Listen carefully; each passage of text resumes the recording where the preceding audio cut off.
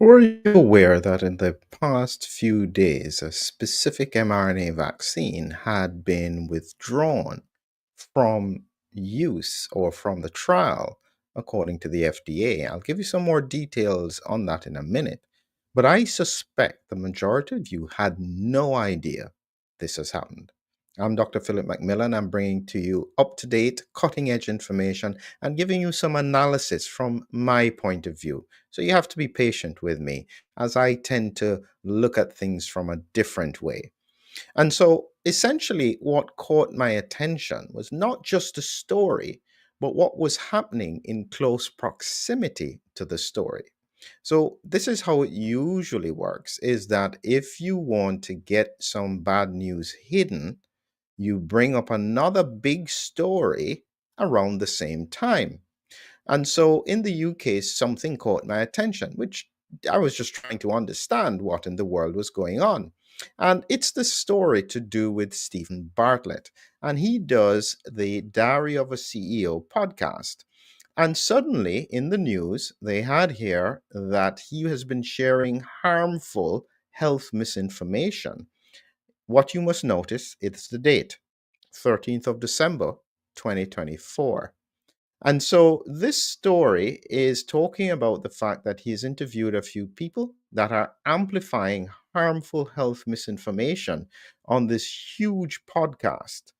Now, you have to understand that this is one of the biggest podcasts in the world. I think he's just hit 1 billion downloads. And so a lot of people are fascinated with the topics. They're very interested in his conversations, but he's not a subject matter expert. And so, yes, he's interviewing people who have controversial thoughts. And so, therefore, it's quite possible that he has some of his interviewees on who say some things that the mainstream may not like. But that shouldn't be the fact that he has an opportunity to talk to them. But more important than the fact that this has gone on, because that was the breaking news on the 13th of December, at exactly the same time, there was also a BBC investigation which was produced. Again, finds potentially harmful health misinformation. This is not a story, this is a whole production. And so, what it means is that this was prepared beforehand. So, the question then is when it was prepared beforehand, is there any relevance to the 13th of December when they released this story? So, the reason I asked that question, because I was reflecting on this today and I was thinking, yeah, okay, they don't like what he was talking about, but they could have probably released that story 5 or 6 months ago. Why do it now?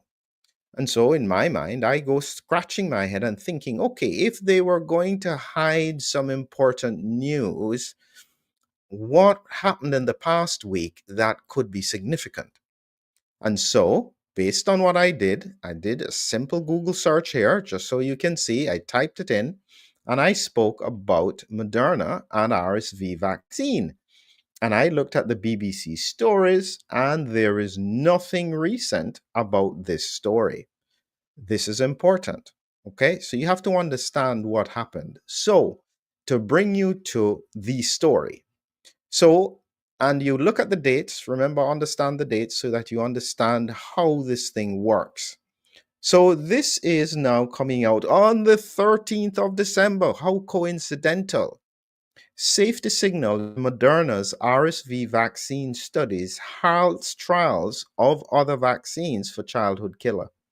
So the company found that since it gave it shot, some of the infected kids got sicker after being vaccinated with this mRNA RSV vaccine. And this is the story here again.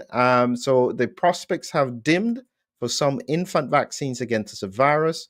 And what they said is that in recent clinical trials, two experimental RSV vaccines, which will be mRNA for babies, may not have failed to protect them, but actually made some of them sicker when they got RSV or another respiratory virus. This is important. This is a big story. And this is a story that everybody should be aware of, to be frank with you, but it is relatively quiet. You have to search for this. And interestingly, when I did a look at again just a simple Google search trying to tie things together, I was looking again at, you have this big headline top, 31st of May 2024. They received approval for the RSV vaccine. If I click on that link there, page not found. This is news that is meant to disappear. This is different for the adults. So they have got approval for their adult RSV vaccine, but they were also trying to push through for the pediatric or the children's version, and that didn't seem to be stacking up. There are clearly challenges. Now, it doesn't mean that they can't go on with the trial, but the FDA has called that, whoops, you need to stop. Let's check and see what was happening, because it seemed that more children were getting RSV infection or getting worse after they got exposed to RSV.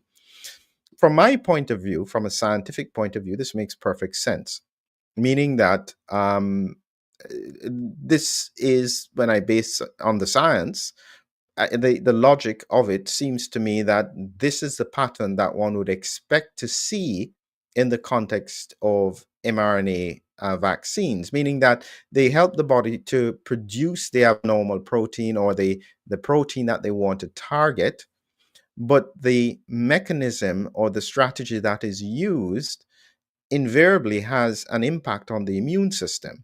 And what I mean by that, I'll show you. I did this presentation recently, and I think it's important just to go over a few points so that you understand a few principles about mRNA. When you compare the main COVID vaccines, so not RSV, the principles are similar.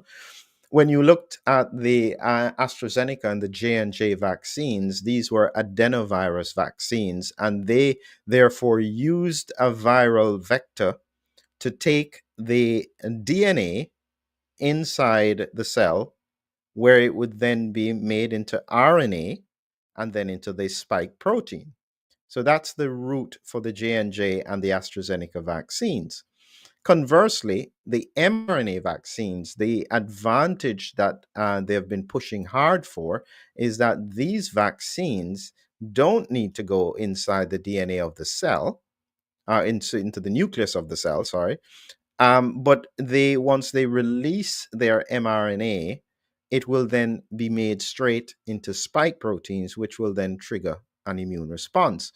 And the principle that they are targeting here, the advantage of this is because they can change this mRNA so quickly, it means that if a new variant of a virus or something came up, they could then quickly adjust this and therefore get adjusted spike proteins or other parts of a virus being formed.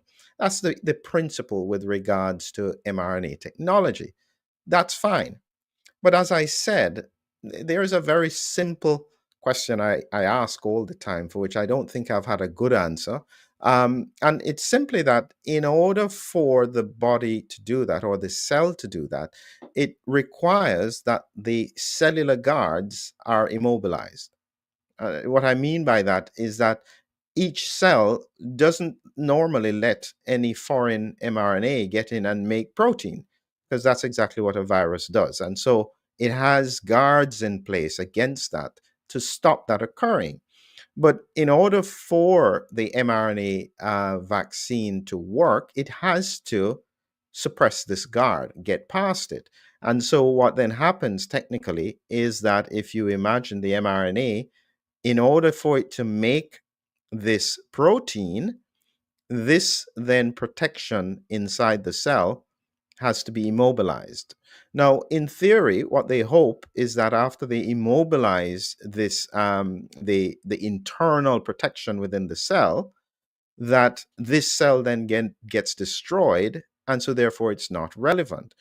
But as you can see, in real life, it doesn't work like that. And so, what has been happening, therefore, is that you have a situation where not all the cells, it seems, that get this mRNA necessarily die. And so, therefore, you have a problem going forward. And that's the essence of this. And in order to understand a little bit more, and this is the bit that I had then explained in a little bit more detail, and I'll show you this here, is that as you understand what the protections are, and this is what it looks like, is that here would be the RNA inside the lipid nanoparticle. It then needs to be made into protein. But very quickly, as soon as it gets in the cell, normally these two proteins, RIG1 and MDA5, would immediately bind to the RNA and block it. But they don't use normal mRNA. They use modified. I have. Let me clarify. I got censored for saying this word, so let me clarify. The mRNA, some of the nucleosides in it are changed. They are not exactly the same as normal mRNA. Trying to see how to say this without some sense of jumping on me. So there is a slight difference. So normal mRNA has a uridine in it, and it sometimes uses pseudouridine. So originally, they found that if you increase the pseudouridine, that can get past the sensors. And actually, in the COVID vaccines, they went on to use methyl pseudouridine. They don't like the word modified. They prefer mRNA. And so I will not use the word modified. I'll just say mRNA. So the mRNA then still has to get past. And in the process, as I said, of getting past these cellular blocks, because what happens is that these proteins, as soon as they're triggered with foreign RNA, they then trigger a whole cascade of events to produce interferon. And the interferon then blocks the production of any more proteins. So, in the process of getting past this, technically, they're blocking interferon. And interferon is the warning cytokine. It's produced to protect your cells and your body against infection. When you feel unwell after viral infection, that's interferon, and that's surging. It's telling all the cells to shut down. It's pulling in immune cells and so on. So all of that mechanism, therefore, is not working the same. And this is where the issue comes, because even when we consider the COVID vaccines here, we knew from a study, this is from Cleveland Clinic, they were noticing that after booster vaccines, 0 doses, 1 dose, 2 dose, 3 doses, greater than 3 doses, this is the cumulative incidence of infection. And what it was showing is that the more doses, technically, the higher the risk of an infection. Doesn't mean severe infection, just an infection. And so the argument is that even though there is an infection, it is milder and therefore not relevant. But the important point is that there is an increased risk, it seems, from the study of an infection occurring.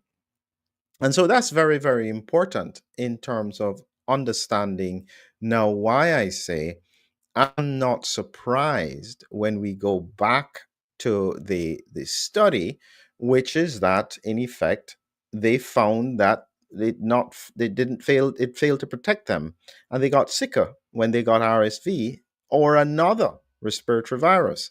And this is the point: is that the whole premise of the technology is that it has to evade the cellular immune response in order for the cells to produce a specific protein. So there are some kinks in it. I'm not sure how they can iron out such a fundamental kink in the way how it works, but that's up to them. And so we now need to understand what are the implications going forward. So back to the big news story. And the big news story, there are more places that have covered this story, but it's not the mainstream. This is from Biospace on the 13th of December. FDA committee calls for more research after Moderna's RSV safety issues. And as they said here, following news of the RSV lower respiratory tract infections in infants immunized with the Moderna's investigational mRNA vaccines, FDA advisors said that the trial investigators should continue the study while keeping an eye out for further safety signals. That's an important point. So they have had this issue that is coming up, and so they met on Thursday to discuss these findings. But when we look here at this is MedPage, FDA advisors say more data needed for RSV vaccines in young kids, a very complicated situation after the mRNA vaccine trial was halted. So this is huge news, but as I said, it's just coincidental that on the same day when you have such an important piece of information, out in mainstream here, they're talking about misinformation from a podcast. Why are they not interested in that story? Is it that they didn't know? I can't believe that. That is probably one of the biggest stories to come out because it has implications not just for RSV, but for other vaccines when we think about it. So these are important points. And I'm just sharing you my thoughts because I sometimes wonder when big stories are not covered and then we see another story that is being made big, it suggests to me that maybe there is a thought that we will cover some bad news with other news so that you will not be aware. This is the reality that we're facing. And so, yes, you have to stay vigilant and you have to stay focused. And in that process, remember, as I said, that's what I'm giving you information. Remember, Disease X, are you prepared? We're still number one in viral diseases. Help us to stay there. Share this for the Christmas. This is what the front cover looks like. We are using COVID-19 as the template to explain about how this works, what are the mistakes from the pandemic, how we can prepare better for the future, and critically giving you information and understanding in a beautiful story format. There's some written by John Macmillan, my brother, written some beautiful stories to highlight some of these issues that we have seen over the period of time. So yes, support us. The link is in the description below. And as always, my aim is to keep you updated. So just remember, don't get distracted all the time by the news. Learn to, whenever you see something that doesn't quite fit, ask the question, why now?